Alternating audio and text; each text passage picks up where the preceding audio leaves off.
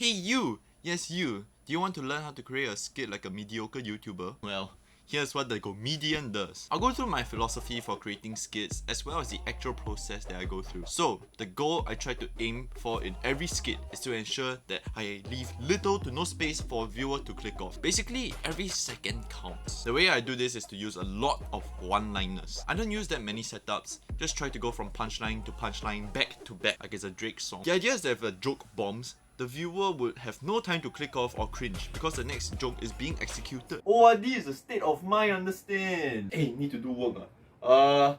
Harris and Barris, go help and check out. But if a joke makes the viewer laugh, the video is already on to the next punchline, so he would still stick for the next dopamine hit. Think you funny, is it? Hey, Brian, I think you dropped something You dropped 20 right now! Wait, is it dopamine? Like, what chemical for laughing? Oxytocin, sorry. Oxytocin hit. This carries on until I end the video abruptly, leaving the viewer with a lasting impression. I learned this tip from Gus Johnson. And it's like, hey, the funny's building and it's going up and it's going up and then See, that stark transition can be a really funny joke. For some skits, I don't really know a great way to end, so I would simply make a loud noise. Audio!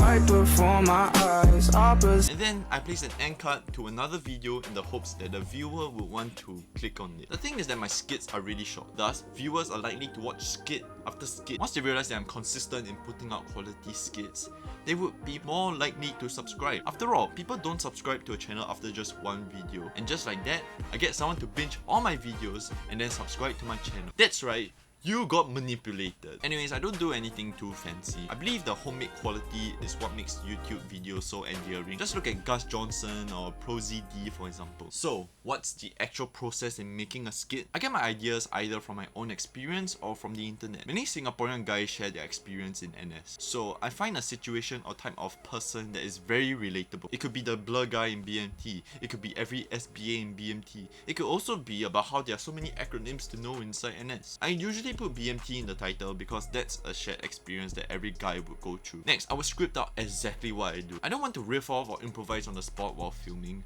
I want to ensure that each word I say contributes to the joke. Also, I don't want to spend a long time filming or editing out the parts that I don't want. So I would just dump a bunch of lines and then arrange them such that the pacing is decent. Let's use my video, basically every SBA in BMT as an example. Here's the script I have after 30 minutes. I already had ideas for what to script out before that. This is from our boys to men. Free, is your area ready for inspection? Yes, Sergeant! Okay, let me check now. Hey, how come got so much dust under your bed frame? Huh? You knock it down? These are from my personal experience. Hey, why so much dust on the floor? Hey guys, why do we do area cleaning?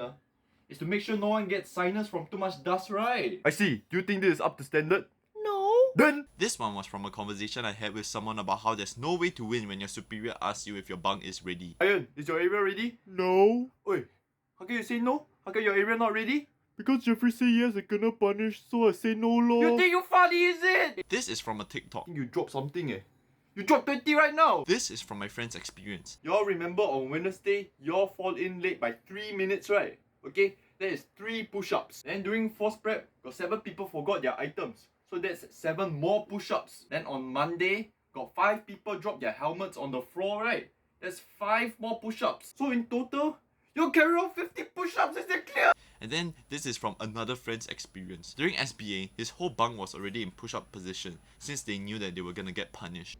Hey, why y'all in push-up position already? So that's where I get my inspiration for this line. You can call me unoriginal, but I see it as stealing like an artist. Internet does have this remix culture anyways. After that, I begin filming on my phone. I do a couple of takes until the execution is good enough.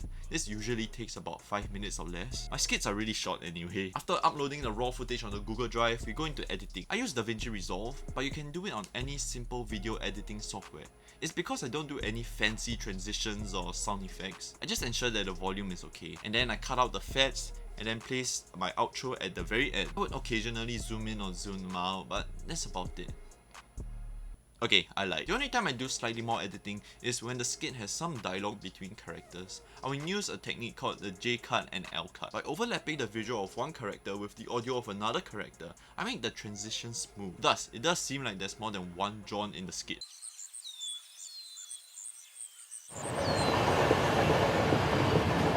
And and just like that, you have a quality skit. Nothing too complicated, but it's effective. I admit that my skits could do a lot of work too, but I think this way of doing skits is very easy. If I can do it, you can do it too. Look at me, I'm a C+ YouTuber according to Social Blade. Thanks for watching. Let me know if you enjoyed this tutorial or behind the scenes video. Like and subscribe to my very small channel. Check out this playlist of memes. And I'll see you soon when you give me video ideas for skits. Okay, bye.